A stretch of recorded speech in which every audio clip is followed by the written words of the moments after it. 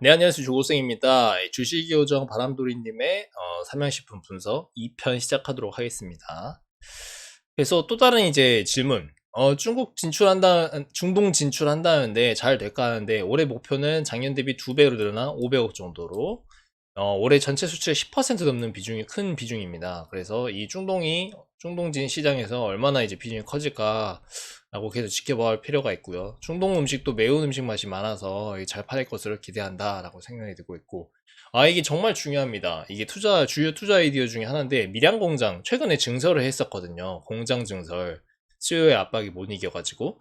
그래서 영업이익률이 1, 2% 정도 올라가지 않을까라고 오피셜이 아니긴 한데, 그 이유는 인건비 절감이 크다고 합니다. 인건비 50% 절감된 것이라고 예상을 하는데, 왜냐면은 그 같은 개수를 생산하는데 필요한 생산직 직원 수가 더 줄어든다고 합니다. 그래서 21년도 같은 경우에 생산직 인건비가 462억, 매출의 7.2%의 원가 비중을 차지하고 있는데, 기존에는 12억 개 정도 1년에 생산을 할 수 있었어요, 라면을. 그러면 인건비가 462억인데, 이번에 밀양 공장의 캐파가 6억 개거든요. 근데 231억, 인건비가 딱 절반이 아니라 그거보다 더 적은 120억, 116억 정도로. 왜냐면은 이게 스마트 팩토리라고 해가지고 자동화가 많이 돼 있다고 합니다. 원래 있는 공장에 대비해서. 그만큼 사람 수가 적게 필요하다 보니까 인건비의 그 비중이 줄어든다는 그런 장점이 있겠고요.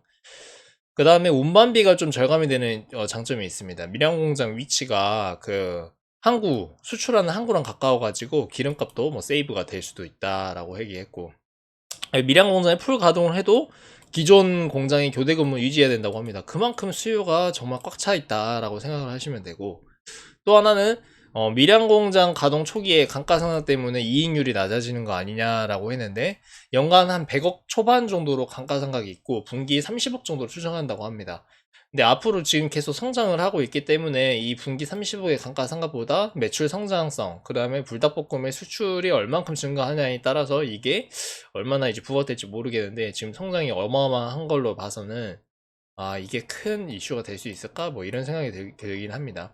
이 밀양 공장 자체가 카파가 6억 개가 더 늘어나기 때문에, 이게 근데 바로 늘어나는 건 아니에요. 공장을 증설하게 되면은 시운전도 하게 되고 수율이 그만큼 나와야 되는데, 뚝딱 만들자마자 바로 6억 개를 풀카파로 생산하는 거 아니고 점진적으로 계속 생산량을 늘릴 거라고 이제 생각을 하고 있어요. 근데 지금 불닭볶음면 자체가 굉장히 수출하는 데 있어서 수요가 많기 때문에 이거 6억 개 풀카파까지 돌릴 수 있다면은 매출액이 정말 엄청나게 성장을 할 수 있겠죠. 그래서 이 밀양 공장이 잘 가동되는지는 계속 지켜봐야 될 필요가 있겠습니다. 그리고 또 하나 질문, 수출 제품의 이익률은 해서 역사에서 추정해 보면 21년도 4분기 기준으로 좀 잘 나오긴 했는데요.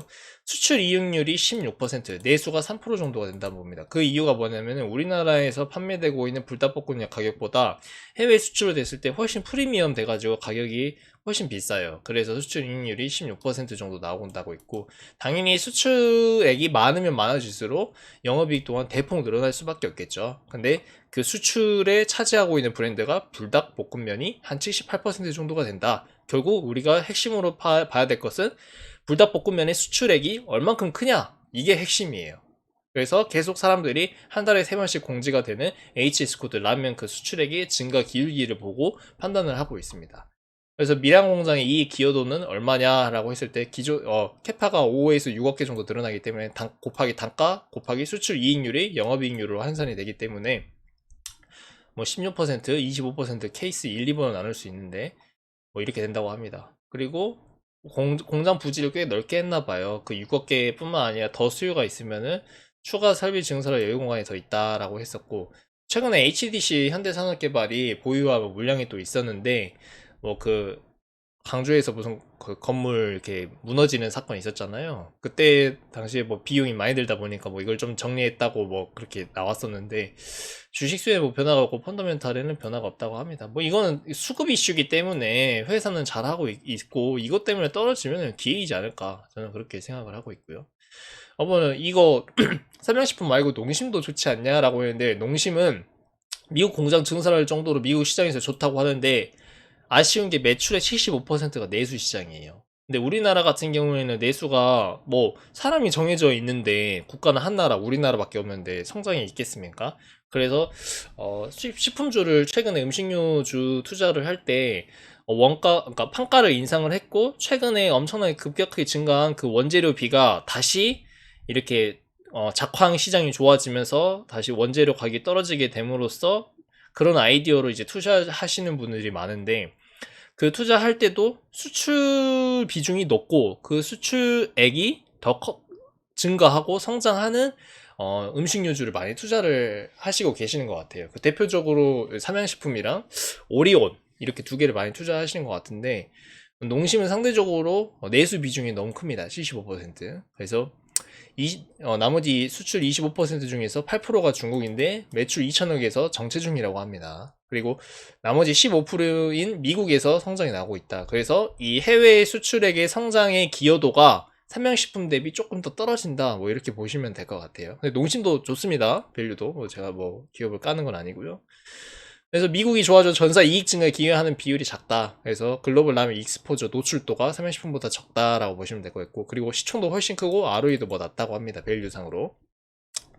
그리고 다른 음식료주 대비해서 PER이 싸지 않아 보인다. 근데 이분은 이제 성장성이 그만큼 높다. 성장성도 높고, 그리고 주주 환원성이 좀 좋아졌습니다. 이 대표이사가 과거에 좀 그 횡령 이슈로 감옥도 갔다 온 걸로 알고 있는데, 갔다 와서 정신 차린 것 같아요. 근데 뭐 지켜봐야 될 것 같긴 한데, 웬만하면 대주주의 그런 범죄 이슈가 있으면 투자 안 하게 되는데, 지금 하시고 계시는 경영 철학인 거 봐서는 뭐 이제 정신 차리고 잘 하시는 것 같고요.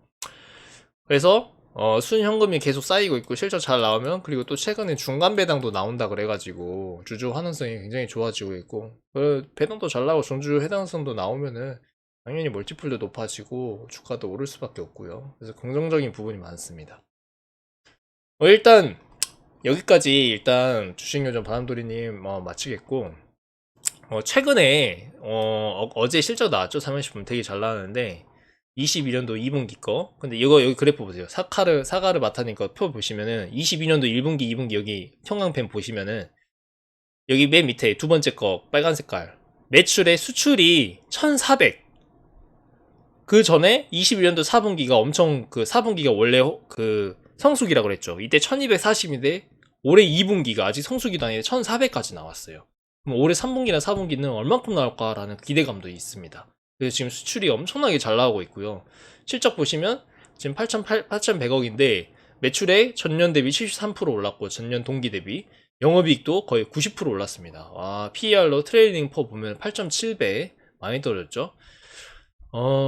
그리고 여기 보시면은 수출이 정말 대폭 늘은 거를 보실 수 있어요. 22년도 매출 수출 보시면 1328, 1834. 그러니까 이 불닭볶음면의 이제 수출 증가가 정말 일시적으로 끝날지 지속적으로 이제 늘어날지를 계속 지켜보고 있는데, 수치로는 계속 늘어나는 걸 볼 수 있습니다. 그리고 또한 중간 배당도 하고 있고요. 그래서 이게 배당도 하고 수출 성장성도 있고 정말 이게 좋은 것 같습니다. 삼양식품. 근데 주가가 지금 좀 올라와 있고 지금 시외로도 한 11만 3천원까지 올라와 있는데, 주가 오른 것까지 보면서 이제 보셔야 됩니다. 너무 맹목적으로 따라가다가는 뭐 울릴 수도 있고 항상 리스크가 있기 때문에, 어찌됐든 수출 성장성이 있긴 하지만 이게 식품이라는 게 결국엔 어느 정도 살짝 시클리컬 요소가 있기 때문에 주가도 많이 올라가면 그만큼 리스크가 커진다는 것도 맞긴 하거든요. 근데 워낙 지금 밀양공장 증가 이슈도 있고